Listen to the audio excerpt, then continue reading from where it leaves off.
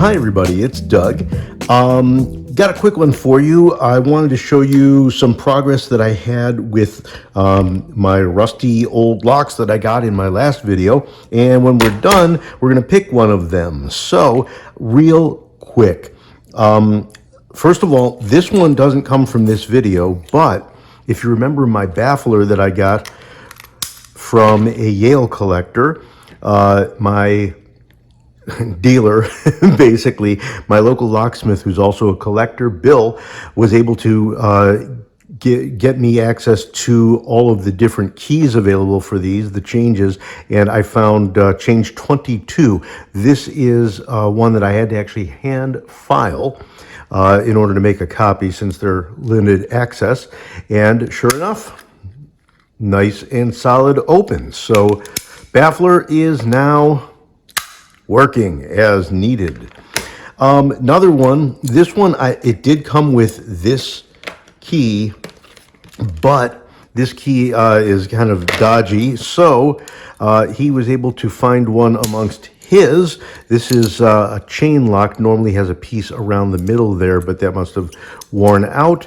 And it does not have the kick spring, but it does open now beautifully. So this is a cool one. Now this one, I'll see if I can throw up an old picture from when I got this. It did have some chroming here, which was kind of cool looking, but it was rusted as heck up there, barely open. That was the reason it was so hard for me to get open when I tried to get it open during the package open video. It needed a lot of love, a lot of de-rusting, and not only did I get it all cleaned up, there's that US thing there, but I was going to make myself a key for it, and I found I had one that already worked in it. I just happened to have some keys, and there you go. It's beautiful. It's like, it operates like brand new. A really great snap considering we're talking 1800s lock here, late 1800s. So beautiful condition. That's my Samson. Really, really happy to have this one, and really happy to have an opening key for it. This was an interesting one. This is the frame Slaymaker, another one that was very rusty. I de-rusted it. The spring is rather weak, so in this case I had an old rusty key that I filed to make it into a working key, and the only thing is that the spring is rather weak, so it doesn't kick open like it's supposed to. It takes a little bit of, I just need to kind of pull on it while I turn, and then it pops right open. And then probably one of the best of all is this one. This was the Southern Pacific. Again, my buddy Bill was able to get me, in this case, a master key. So that one, it takes a little bit of a tug to get it open, kind of some seizing going on there, but it does open up. So now that beautiful Southern Pacific has a key to open it. So did really well with all of these. I'm going to continue working on the rest, getting them cleaned up and getting keys going. And as I promised you, here is a pick. Okay, this is our second take on this pick because I did go into the pick on this one, but I found that there was a sticky pin and it made it a much longer pick. So I'm going to retry that pick and hopefully not waste a lot of your time, even though I just did with the whole intro. So here we go. We're attacking this with the Pearson gem.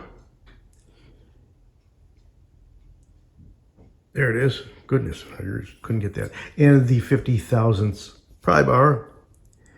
And let's get in there. So this is notorious. You get some gunk on one of the pins, and if it doesn't clean off, you just find yourself kind of scrubbing but never setting a pin. So here's pin 1.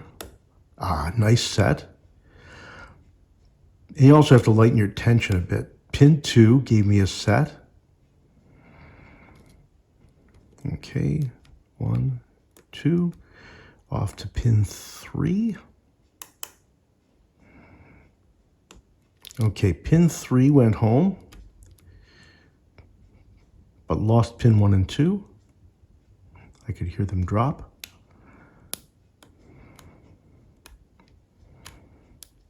Pin 1, pin 2, pin 3 should already be set. Pin 4, okay, so somebody was either overset or not quite all the way home. 1 and 2, 3. 3 was the troublemaker again. So we've got an open. And there we go. Listen, thank you everybody for joining me today, and thanks for hanging out while I picked that one. Hope you enjoy what you've seen. If you do, please do give a thumbs up or subscribe if you haven't already done so. Take care, everybody. Stay well.